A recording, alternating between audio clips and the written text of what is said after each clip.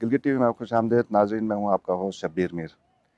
हम सबको मालूम है पूरे गिलगित बल्तिस्तान में पूरी दुनिया की तरह पूरे पाकिस्तान की तरह लॉकडाउन चल रहा है। यहाँ पर तो खैर अब रिलैक्सेशन भी आ गई है और कोरोना कोरोना हर जगह इसी तरह है। और ये कोरोना और लॉकडाउन नाज़रीन जिसकी वजह से पूरा फोकस इन दोनों के ऊपर है और जो बाकी टॉपिक्स हैं जिनके ऊपर बात अदरवाइज़ होनी चाहिए थी वो नहीं हो पा रही थी। लेकिन इस दौरान बीच में एक ऐसा वाक़या हो गया जिसके बाद लोगों ने कोरोना और लॉकडाउन से ज़रा हट के भी सोचना शुरू किया और उसके ऊपर बात करनी शुरू की। और ये वाक़या था डॉक्टर मोहम्मद इकबाल, पाकिस्तान मुस्लिम लीग के सीनियर रहनुमा और वज़ीर तामीरात, इनका इस्तीफ़ा था। ये एक अचानक का इवेंट था जिसने लोगों को मजबूर किया कि आगे आने वाले इलेक्शन के ऊपर भी बात करें। तो आज हमने ज़हमत दी है डॉक्टर मोहम्मद इकबाल साहब को। आज नाज़रीन जैसा कि आपको पता है कि इनकी इस्तीफ़े के पीछे वजूहात क्या थी, हम सबको पता है क्योंकि इन्होंने वो बता दी हैं।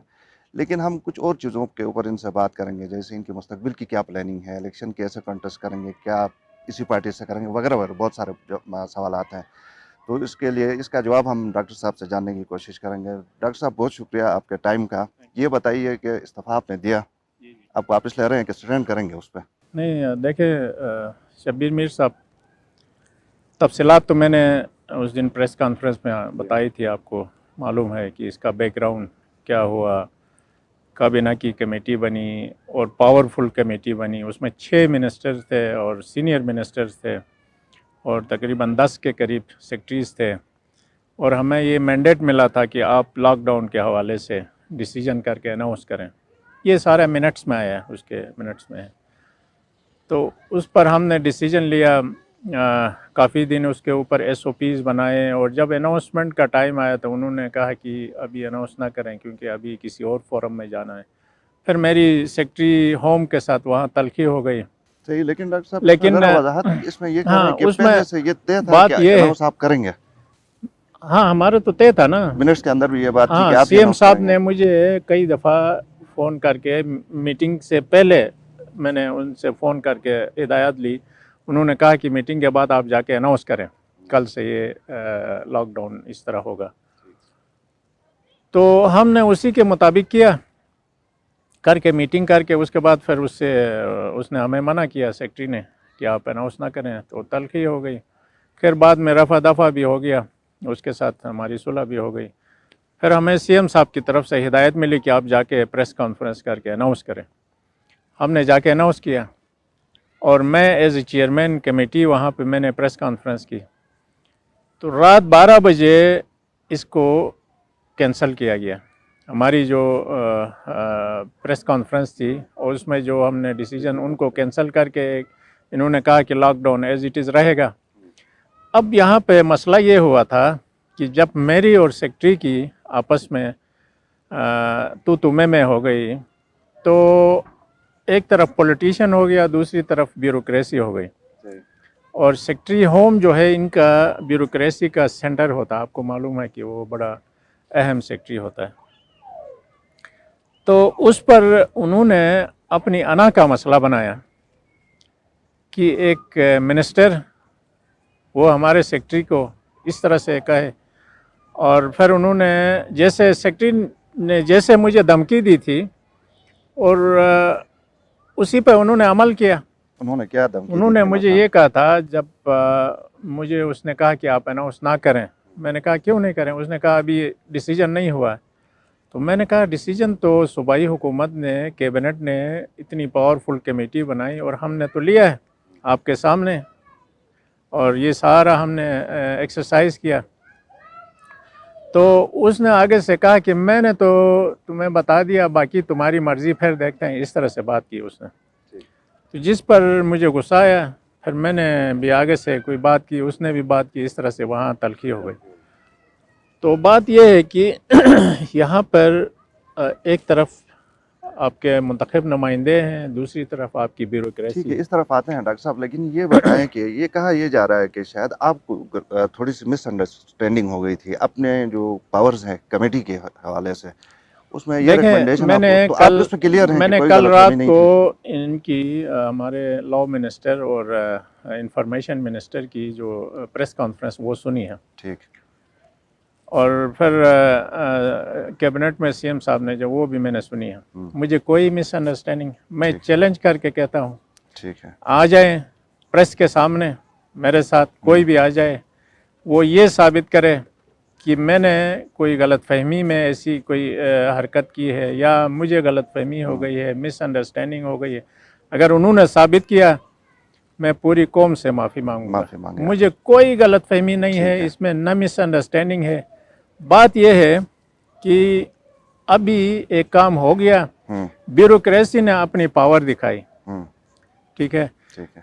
اب ہماری جو صوبائی حکومت ہے اس نے اپنی فیس سیونگ کے لیے سارا کچھ جو کچھ ہو رہا ہے اس وقت، جو باتیں ہو رہی ہے یا میرے حوالے سے اس کو مس انڈرسٹینڈنگ ہو گئی، یا یہ ساری فیس سیونگ کے لیے ہے اور کچھ بھی نہیں. تو آپ کے پیچھے میں نے سنا کہ وزیر اعلیٰ خود بھی آئے تھے نہیں آئے تھے؟ نہیں، وزیر اعلیٰ نہیں آئے تھے. کوئی کمیٹی وزیر اعلیٰ سے میری کوئی بات نہیں ہوئی ابھی تک. کل میں انشاءاللہ اس سے ملوں گا. اچھا. کمیٹی آئی تھی، اس میں 4 منسٹر تھے، حیدر خان صاحب تھے، وہ کیا کہہ رہے ہیں آپ کو کہ ثنائی صاحب تھے، فدا خان تھے.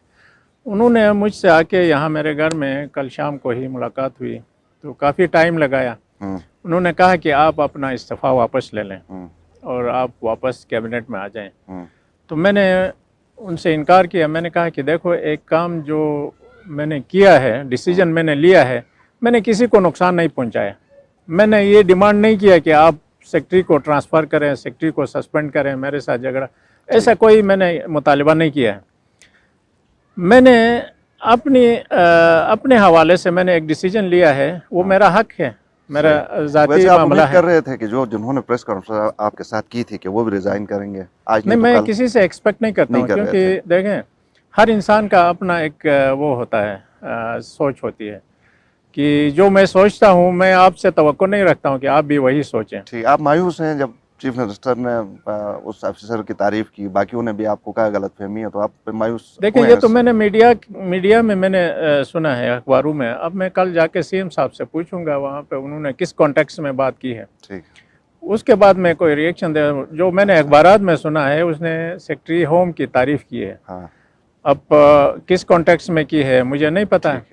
تو جب آپ وزیر اعلیٰ سے کل ملیں گے جی اور وزیر اعلیٰ آپ سے یہ ریکویسٹ کریں گے کہ مٹی پاؤ جی، تو کیا آپ واپس آ جائیں گے؟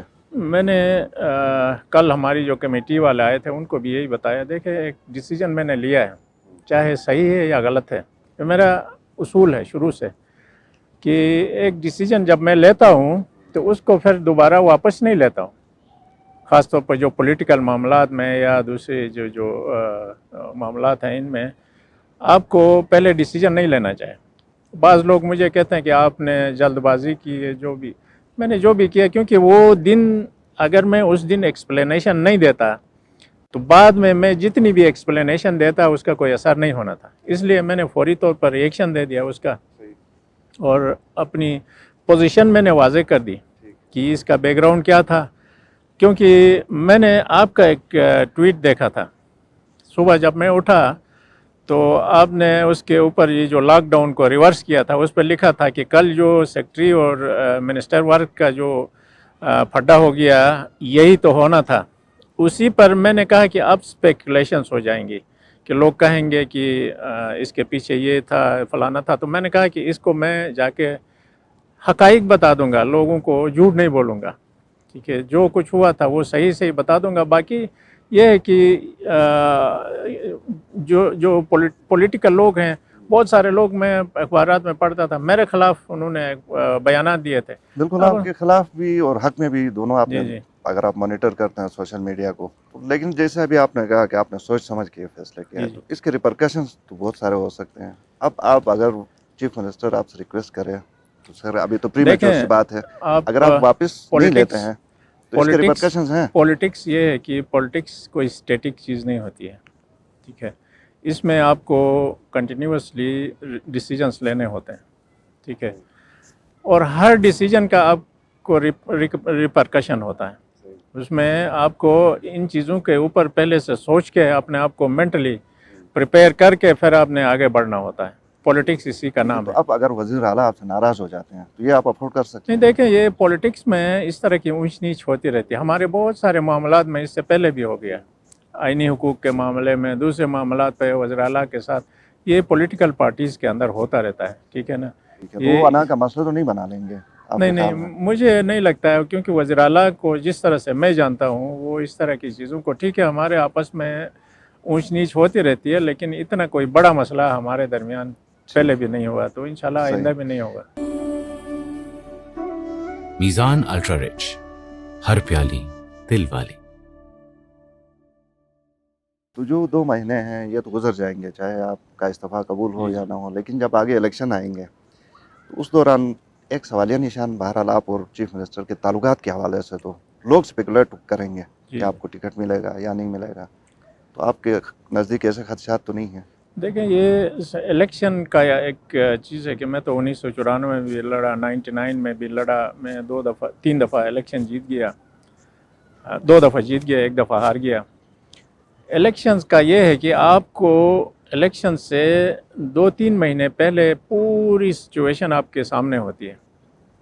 उस वक़्त आपने डिसाइड करना होता है कि आप इलेक्शन लड़ेंगे, नहीं लड़ेंगे, आपकी पोजीशन क्या होगी, पार्टियों की क्या पोजीशन होगी, और वफाक की कौन सी पार्टी यहाँ पे ज़्यादा इन्फ्लुएंस, ये सारी चीज़ें असेस करना होता है उस दौरान बैठ के। और उसी कॉन्टेक्स्ट में आपको अपनी जो इलेक्शन कैंपेन का आगाज़ या जो भी आप करना चाहते हैं उसको करना होता है। तो अभी मेरे ख्याल में ये जो कोरोना का वाक़या हुआ है दुनिया के अंदर, इलेक्शन इतनी जल्दी नहीं होंगे गिलगित बल्तिस्तान में, एक ये साल कम से डिले। कम साल लगेगा आपको, हो सकता है उससे ज़्यादा भी, क्योंकि ये कोरोना का अभी पता नहीं है कि इसका क्या। ये साल लगा तो साल में तो बड़ी बड़ी चीज़ें दब जाती हैं, बहुत तो ये सारी तो छोटा सा तब्दीलियाँ issue है। होंगी, गिलगित बल्तिस्तान में तब्दीलियाँ आएंगी, आपके वफाक में तब्दीलियाँ आएंगी, और आपको पता नहीं है कि इसके ऊपर जो है ना, तो इसलिए मैं इसके ऊपर कोई स्पेकुलेशन मेरे ख्याल में सही, आप नहीं उम्मीद हैं कि मामलात इतने दूर तक नहीं जाएंगे आप नहीं और नहीं, पार्टी के इंशाल्लाह बीच? सब कुछ ठीक हो जाएगा। और मेरा जो असेसमेंट है इलेक्शंस के हवाले से, क्योंकि मैं यहाँ पर 5 साल से लोगों की खिदमत कर रहा हूँ और दिल से खिदमत कर रहा हूँ, और मैं किसी तरह की ऐसी पर्सनल उसमें अपना पर्सनल इंटरेस्ट में कोई काम नहीं किया, तो जाहिर है लोग इन चीज़ों को समझते हैं। आजकल डिजिटल दौर है, और यहाँ पे मेरे हलके में पढ़े लिखे लोग ज़्यादा हैं, अच्छे लोग हैं। हाँ, आपने तो अपने इस्तीफे के दौरान एक बात कही थी कि ये जो ब्यूरोक्रेसी है ये जी ज़्यादा आपको खातिर में इसलिए नहीं लाती कि अब गिलगित बल्तिस्तान कॉन्स्टिट्यूशनल प्रोविंस नहीं है और हमारी जी हैसियत जी। उस तरह नहीं है जिस तरह दूसरे सूबों की है, तो उस पर आप मज़ीद कोई वजाहत? इसमें देखें, ये एक हकीकत है कि हम आइनी हुकूक न होने की वजह से इनके सामने बेबस हैं। अगर ये वाक़या किसी और सूबे में होता, आपका क्या ख्याल है कि वहाँ की जो गवर्नमेंट है उस सेक्रेटरी को 1 मिनट भी वहाँ पर रखती, उसी टाइम वो निकाल के भेज देते।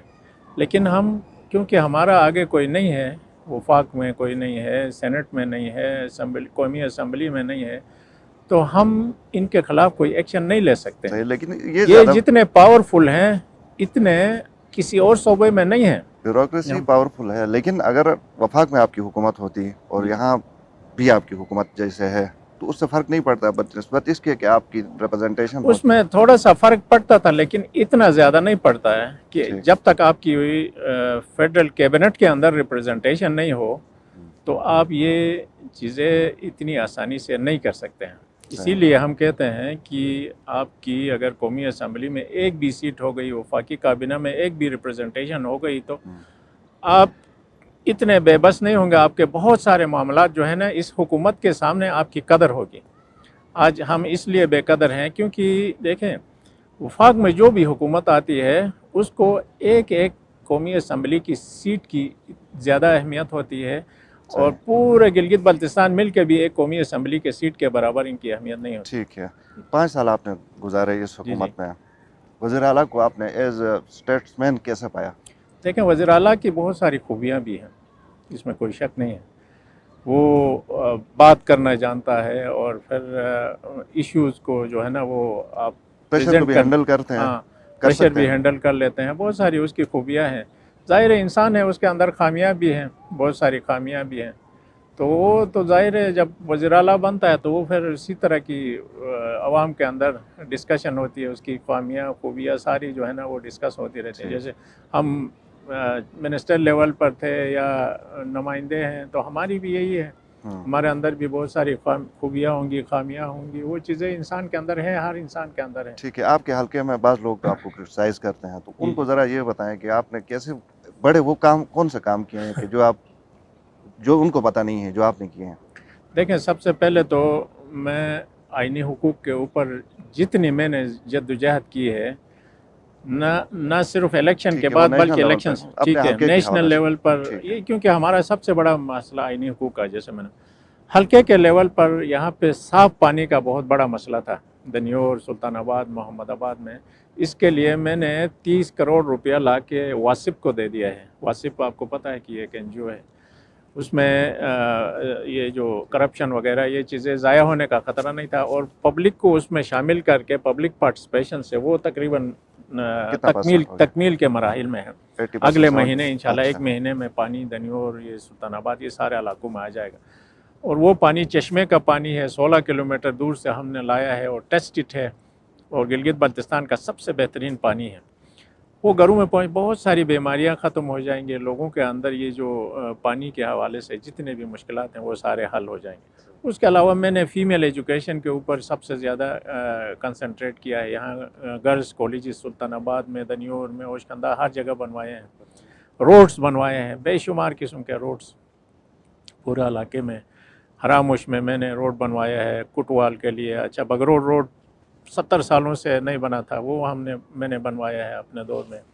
अच्छा, दनियोर में, सुल्तानाबाद में ब्रिज बनवाया है, सुल्तानाबाद ब्रिज बनवाया है, आरसीसी ब्रिज, इस तरह बहुत सारे सही। काम हरामुश में अब भी बड़े गिले हैं आप लोगों के हवाले से। वो कहते हैं कि सिर्फ वोट लेने आते हैं, और दासू जो है उनसे इलाका मैंने है वहाँ आपका पे, इंटरव्यू सुना था, वो कहते हैं कि ये तो उनसे कोई एक नहीं सवाल आता। करते हैं कि हाँ। ये जो आपके लिए रोड बन रहा है नीचे से, ये किसने बनवाया? नहीं, वो कह रहे हैं कि ये जो 4 साल में कोई 4 कदम रोड बना नहीं, है। वो तो ठेकेदार का मसला है ना। तो देखें, ठेकेदार को आप नहीं वो कह सकते हैं। ठेकेदार हम नहीं, वो ठेका लेते हैं ये कंपटीशन पे, ठीक है। इदारे को तो एक आप कह सकते नहीं, हैं ना, इदारा चीफ है, इंजीनियर हम को। तो कोशिश करते हैं। अब वो मसला ये हुआ कि ठेकेदार ने ठेका लेके वो सबलेट किया, ठीक ठीक है, किसी और चला। को दे दिया, सही। ठीक है।